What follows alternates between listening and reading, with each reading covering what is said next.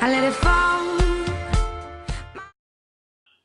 Most elementary school students leave for school in the morning and their shoes get grassy due to the wet ground. When this happens, students automatically assume that it rained the night before since the grass is stuck to their shoes. Little do students know they have a misconception about this idea and that they are incorrect. I personally have never done any research on this topic, but I know that when I was younger I had the same misconceptions that many children do today. When researching previous work on the topic, I did not find anything. This means that my work will be completely fresh, authentic, and not like anything else. My research question is, if you step outside and the ground is wet, does that mean that it rained the night before? My hypothesis is that I think that just because the ground is wet does not mean that it rained the night before, but that the wetness is a result of dew point. The type of investigation that I will be conducting is a descriptive investigation because I will be gathering observational facts. I will carry out my investigation by first researching characteristics of rain as well as dew point.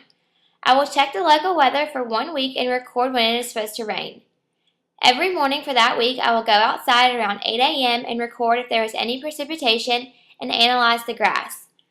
After the week is over, I will collect my data and compare the expected weather, the ground results each morning, and the information I found about rain and dew point.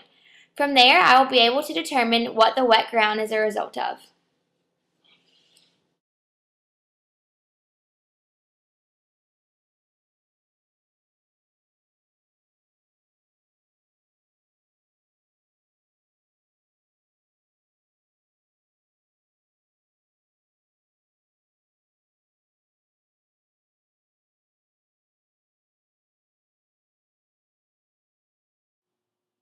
When researching what dew point was, I found out that floating water molecules or water vapor are always present in the air. The warmer the air is, the more water vapor it can hold. When air cools, it reaches a temperature at which it cannot continue to hold its moisture. This temperature is called dew point. At this temperature, water vapor will condense, becoming a liquid. At night, without the warmth of the sun, the temperature of the ground and the grass that covers it becomes colder. If it becomes cooler than the dew point of the air it touches, condensation will occur. The grass will be covered with droplets of water by morning, even though no rain has fallen during the night. The moisture on the grass is called dew.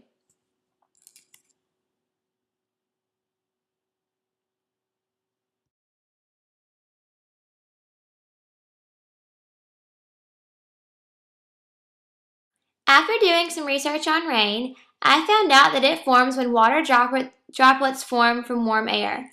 As the warm air rises in the sky, it cools. Water vapor always exists in our air. Warm air holds quite a bit of water. When enough of these droplets collect together, we see them as clouds. If the clouds are big enough and have enough water droplets, the droplets bang together and form even bigger drops.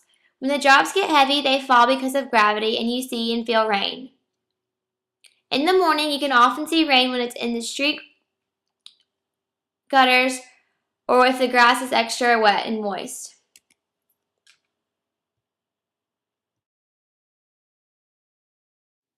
This chart showed the weather prediction for each day of the week, if the precipitation occurred by 8 a.m., and if the grass was wet by 8 a.m. As you can see, even though it did not rain every day, the grass was still wet every day at 8 a.m., proving that it does not have to rain in order for the grass to be wet.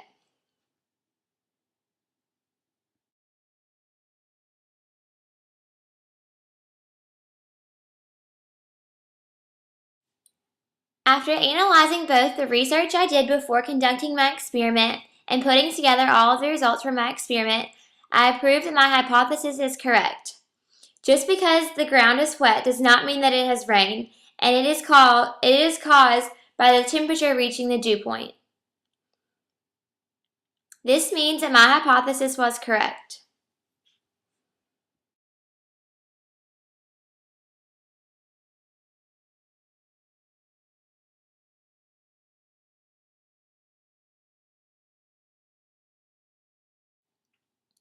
Thankfully, I did not encounter any difficulties when carrying out my investigation. I really enjoyed this project and I think it all went over very smoothly.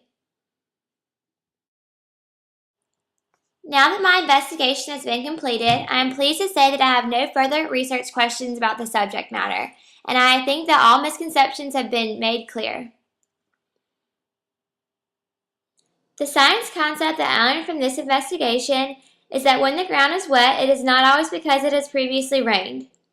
It also happens when the temperature outside reaches the dew point, which makes condensation or dew form on the ground, leaving it wet. During my investigation, I relearned how important it is to always use evidence and scientific knowledge to develop explanations.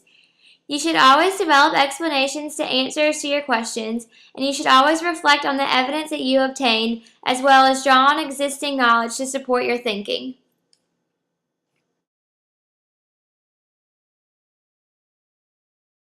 Thanks so much for listening to my science investigation. I hope that if you have any misconceptions that they have been proven wrong and that you have learned some valuable knowledge. Thanks!